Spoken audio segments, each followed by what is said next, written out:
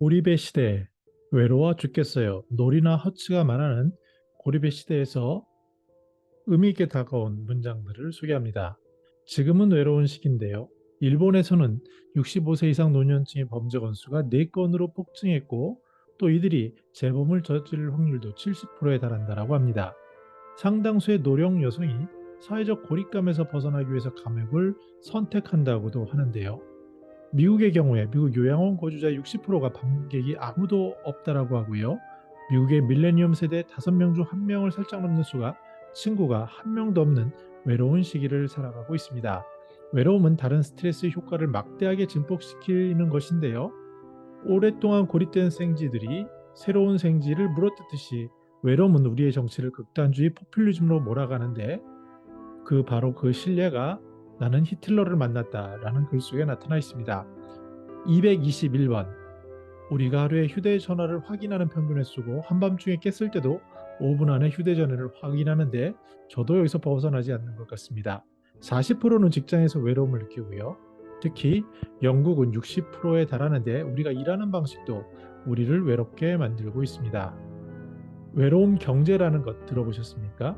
노년층이 느끼는 외로움은 매우 심각한 문제인데 일본 노령 남성의 15%는 대체로 2주일 동안 다른 사람과 말을 한마디도 하지 않고 지낸다고 합니다. 우리의 가까운 미래고요. 일본의 노인 수는 증가하지만 자식과 함께 살아가는 노인 수는 2007년 기준으로 20년에 비해 절반으로 줄었다고 합니다. 한국의 콜라텍이 책에 나와 있는데요. 구명질 같은 존재다. 온종일 뭘 하겠어요. 식구들은 일에 바빠요. 기껏 모여서 담배나 피우는 노인정에는 가기 싫고요. 음악과 파트너만 있으면 그동안 스트레스, 걱정 이런 잡념을 모두 날려버릴 수 있다고 합니다. 외로움 경제, 공동체 의식을 경험하기는 갈수록 힘들어지지만 어딘가에 소속되고 싶은 갈망은 여전한 이 세계에서 기업들이 나서고 있습니다. 미션파이라는 곳은 모닝커피 또 매주 모이는 모임 뜨개질하는 수요일 바나나 크림파이가 나오는 금요일 아침 오후에 수프 등 이런 것들을 선보인 적이 있습니다. 그냥 외로워 죽겠어요. 사람들과 대화하는 것이 너무 그리워 식사나 노래 모임에 갈수록 자주 참석해요.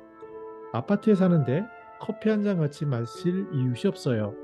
분명히 갈수록 커져가는 이러한 외로움에 대한 니즈는 점점 커지고 있습니다. 근데 공동체는 돈으로 살 수 없고 연습이 필요하다고 합니다.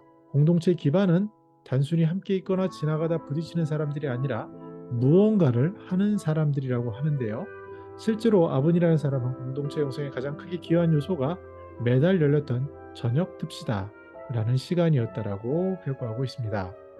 공동체는 서로를 다그치는 것이 아니라 서로를 보살피고 돕는 것을 목표로 해야 한다는 말도 굉장히 다가옵니다. 사람들은 자신이 머무는 지역과 진정으로 연결되어야 그 마을에 오래 머물 확률이 높아진다고 하는데 제가 아는 지인도 그 동네를 떠나지 못하는 이유는 바로 그 동네와 진정으로 연결되어 있는 많은 경험들이 있기 때문에 그렇습니다. 독서회나 뜨개질 모임, 입장료가 파격적으로 낮은 콜라텍 이러한 것들에 외로움 경제를 이끄는 소상공인들이 있다라고 이 책은 소개하는데요. 외로운 세계의 해독제는 궁극적으로 우리가 서로를 위해 있어주는 것일 수밖에 없다. 상대가 누구라도 상관없이 말이다. 흩어져가는 세계에서 우리가 하나가 되고자 한다면 이것은 최소한의 요구다라고 이 책의 마무리를 정리하고 있습니다. 굉장히 두꺼운 책인데 내용을 다시 보면요. 감옥을 찾아갈 정도로 외로운 노인들, 스트레스의 폭증, 그것은 결국 히틀러와 같은 포퓰리즘으로 이어지고요. 기업들은 외로운 비즈니스를 찾아 나서는데 그 공동체는 무언가를 함께하는 공동체여야 하고 그 본질은 이 책의 저자는 놀이나 허츠는 이렇게 얘기합니다. 서로를 보살피고 돕는 것이라고 말이죠. 최근에 제 지인과 속 이야기를 나눈 적이 있는데 이 친구의 말이 다가왔습니다.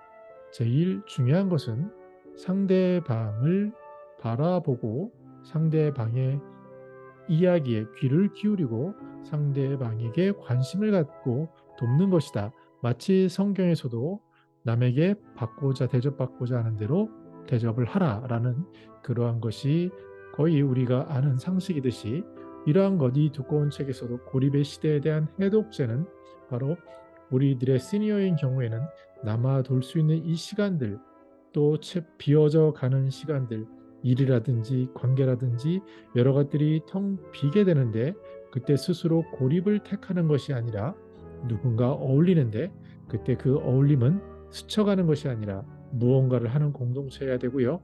이를 채워주는 비즈니스, 시니어 비즈니스는 이것들의 본질이 바로 서로를 보살피고 돕는 것이라는 그런 것을 파악하는 것이 굉장히 중요하지 않나 생각해 보았습니다.